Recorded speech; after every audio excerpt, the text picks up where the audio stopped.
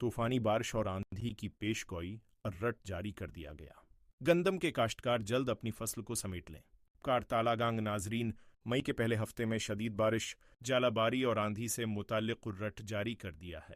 ذرائع کے مطابق اکثر علاقے شدید موسمی صورتحال کی زد میں آ سکتے ہیں۔ نیشنل ڈیزاسٹر مینجمنٹ اتھارٹی نے یکم سے 7 مئی کے دوران ممکنہ موسمی صورتحال پر ایڈوائزری جاری کر دی ہے۔ 30 اپریل سے مغربی سسٹم بالائی علاقوں میں داخل ہوگا، جس کے باعث خیبر پختونخوا، گلگت بلتستان اور شمالی پنجاب، وسطی پنجاب اور جموں و کشمیر، شمالی بلوچستان اور جنوبی سندھ میں شدید بارش، آندھی اور ژالہ باری کی پیش گوئی کی ہے۔